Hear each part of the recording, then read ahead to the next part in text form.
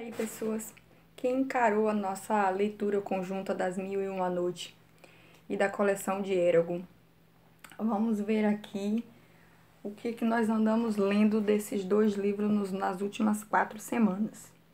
Nós paramos nas Mil e Uma Noites na página 204, onde nós vamos iniciar as aventuras de Simba, o marinheiro, que por sinal foi das histórias de Sherazade uma das mais interessantes para mim até agora, porque é aventura e eu gosto. A Sherazade começou a contar as histórias de Simba, o marinheiro, que são 7 histórias, todas são histórias de aventura, algumas já bem conhecidas pela gente por ter versão em forma de filme.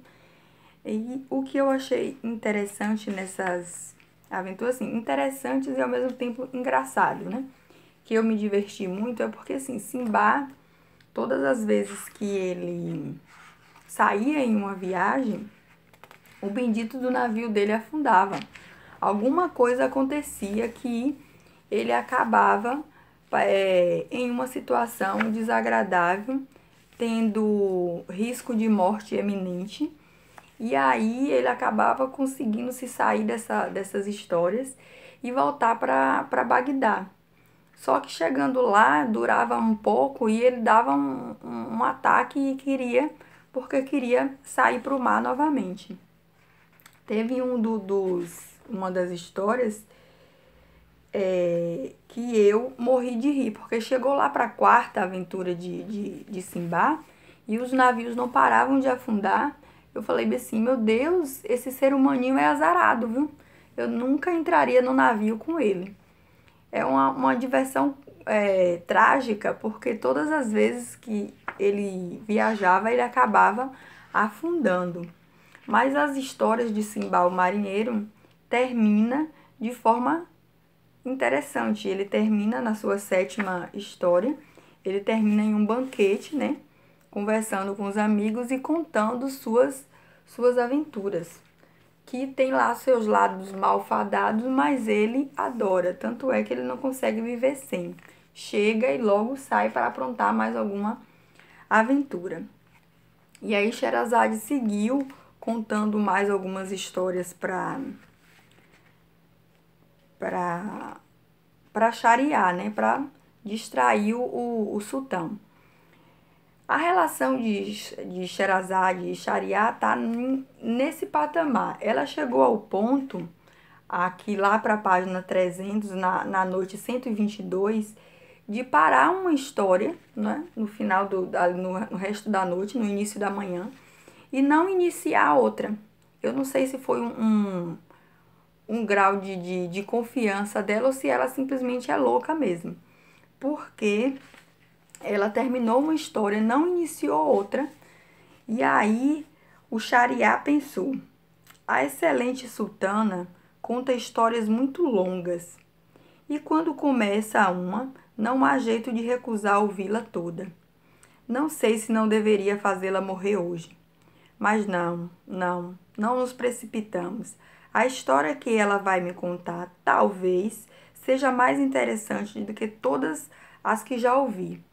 Mas, se você observar, ele quase dá a ordem de matar. E se eu fosse ela, eu não pararia uma história de jeito nenhum.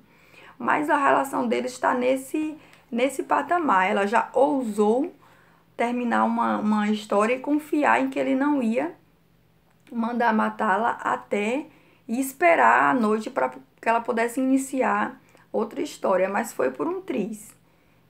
Se eu fosse ela, eu não confiaria tanto. E aí ela vai emendando uma história na outra, história de aventura, histórias trágicas. Na maioria das histórias tem reviravoltas muito rápido.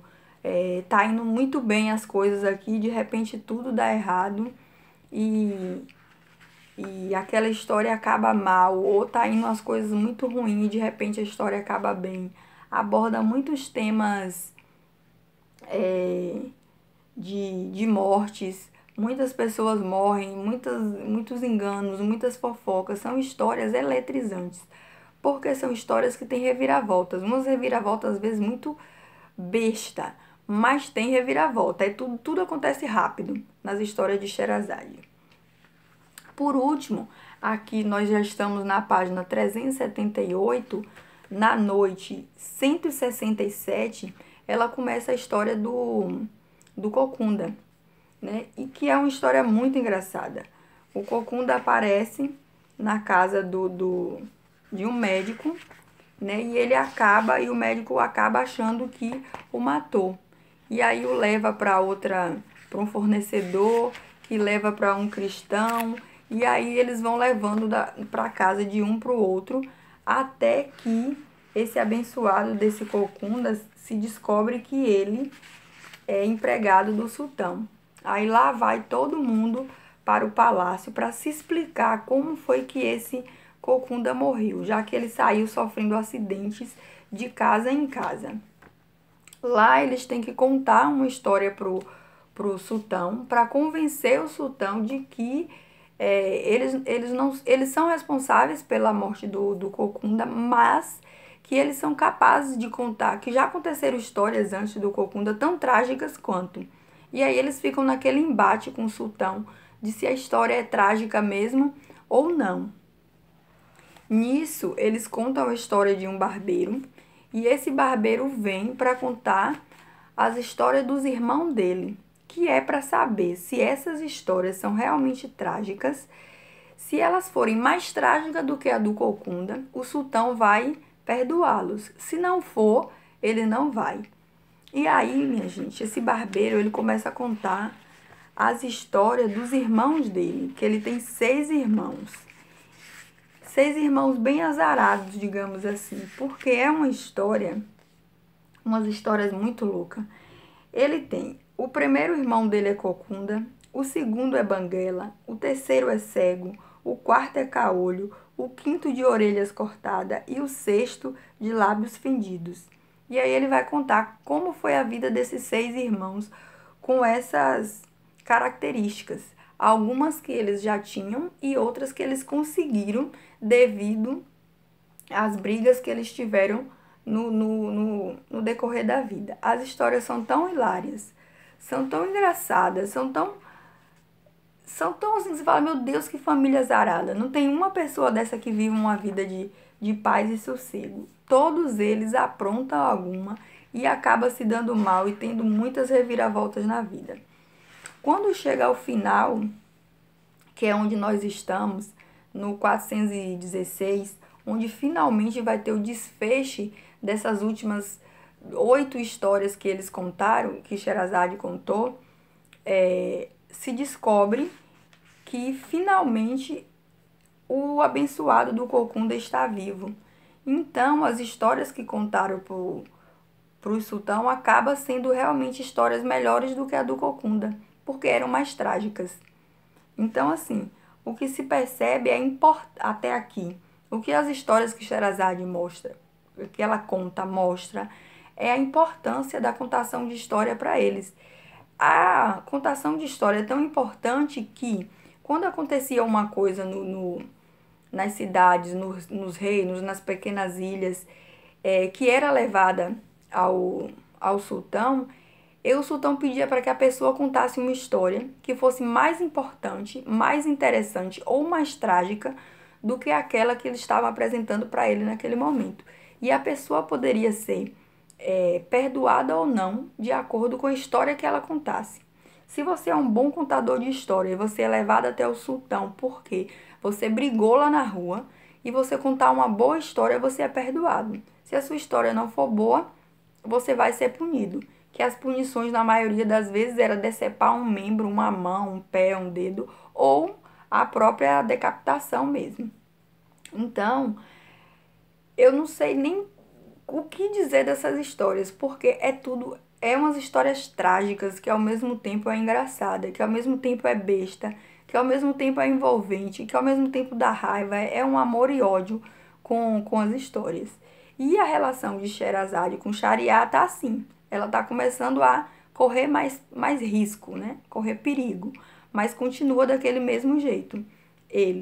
Ela conta a história, para no ponto ápice e espera que o sultão a deixe viva para recomeçar a história na próxima noite. Nós estamos já para mais de meio do livro, na página 416, e vamos começar agora a noite 185 já. Vamos começar as últimas histórias para terminar o primeiro volume das 1001 Noites. E vamos ver o que mais a gente nos reserva nas próximas 2 ou 3 semanas aí que a gente tem para terminar esse projeto de leitura conjunta. Se você tem o livro, tem curiosidade, ainda está na hora de começar a ler com a gente. E aí nós vamos pular para Eragon. Como é que está as leituras de Eragon? Nós paramos na página 148, né, e íamos começar, como começamos, o capítulo pelos olhos do dragão. Então, Eragon continua ali sua caminhada com Bronn, e ele aqui nesse capítulo, ele vai viver um dos momentos mais bonitos do livro até agora, que é quando ele vai andar em Saphira, vai se conectar, vai voar com ela, vai se conectar realmente com ela. Porque da outra vez que eles voaram junto, foi uma coisa meio que acidental e ele tá horrorizado. Agora ele vai montar direitinho, de cela, vai fazer uma conexão com ela, enxergar pelos olhos dela. E é um capítulo muito bonitinho deles dois, dele aprendendo a voar com ela, aprendendo a gostar daquela sensação de voar, de ser um cavaleiro conectado com o dragão. Ser o dragão de uma certa forma e o dragão ser ele. Muito bonitinho esse capítulo. E aí ele e Bronn seguem viagem, encontram um velho amigo de Bronn, porque eles estão no rastro dos Arak, que são os inimigos que passou pela aldeia de Eragon e matou o tio dele. E aí eles ficam um período na casa desse amigo de Bronn, onde Eragon acaba descobrindo mais algumas coisas, porque ele começa a descobrir as coisas assim, sempre em pequenas parcelas, já que Bronn não se prontifica a contar para Eragon em detalhes quem ele é, o que ele fazia no passado e por que ele tem tanto conhecimento em relação a dragões e cavalheiros. No período que ele fica na casa do amigo, além de todas as andanças que ele faz pela cidade, ele conhece uma bruxa e um menino gato. E é um dos momentos mais importantes que ele, numa conversa com esse menino gato, ele acaba tendo várias perguntas, várias dúvidas dele respondidas. E ele acaba ouvindo várias previsões para o futuro. Quando o menino gato deixa bem claro para ele que vai chegar um momento na vida dele que ele vai ter que decidir entre os Valder, o rei Galbaratox, ou seguir a sua vida, que já não é mais tão um plano mais visível, não se vê mais uma vida normal para ele, porque sendo um cavalheiro, querendo ou não, ele vai estar envolvido nas confusões do reino. Enquanto ele está na casa desse amigo de Bronn, além desse encontro importantíssimo que ele tem com essa bruxa e o menino gato, também se descobre que Eragon não sabe ler. E aí ele começa a aprender a ler. Começa a ter lições, além de todas as lições físicas que ele já estava tendo de espada e de magia. Agora ele tem que aprender a ler. Porque um cavaleiro não pode não ler, né, minha gente? Até nos mundos mágicos, leitura é uma coisa muito importante. Eles acabam conseguindo, né, entrar no castelo onde eles queriam, na cidade desse amigo de Bronn, para seguir o rastro dos Aroks. Eles saem de lá, conseguem algumas pistas e seguem o rastro deles. Chegam em outra cidade, muito suja, e lá eles acabam caindo em uma armadilha. Na fuga, Bronn acaba gravemente ferido, mas eles são ajudados por um personagem que aparece aqui, que é o Murtagh.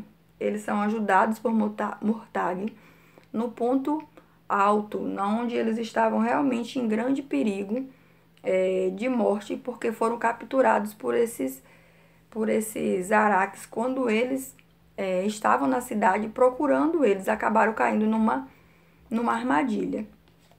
E nisso nós já estamos lá na página 249, no capítulo que tem o nome de Mortag.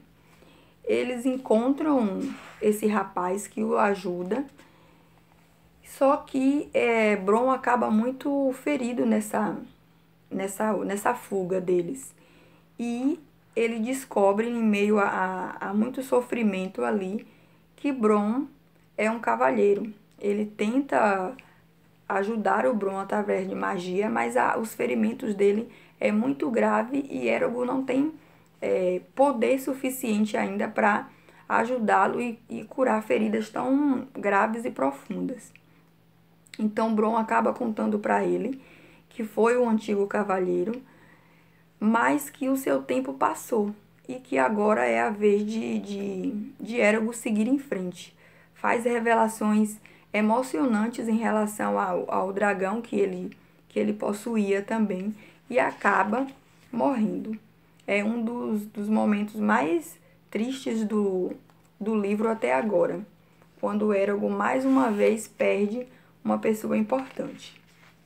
Eles enterram Bron, deixam numa lápide escrito: aqui jaz Bron, que era um dos cavaleiros de dragões, e como um pai para mim, que seu nome viva em glória.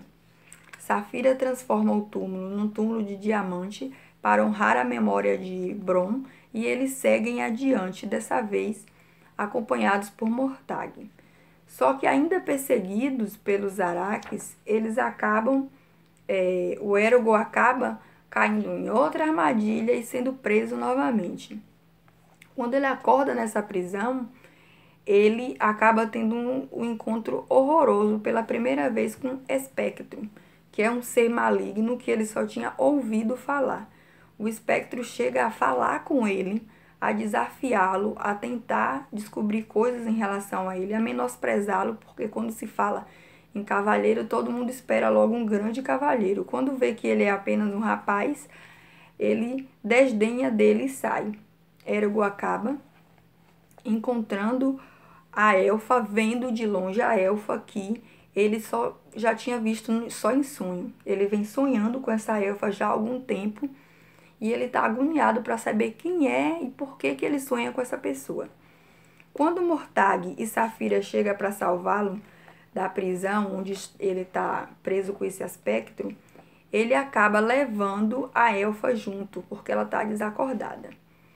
E foi aí que nós paramos, na página 302, onde Mortag e Eragon conseguem fugir com a ajuda de Safira e levam a elfa junto.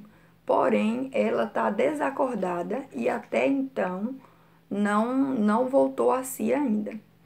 Então, nós terminamos aí. Nós estamos no meio do caminho, já caminhando para o fim dos 2 livros, tanto das 1001 Noites, quanto o primeiro volume de Eragon.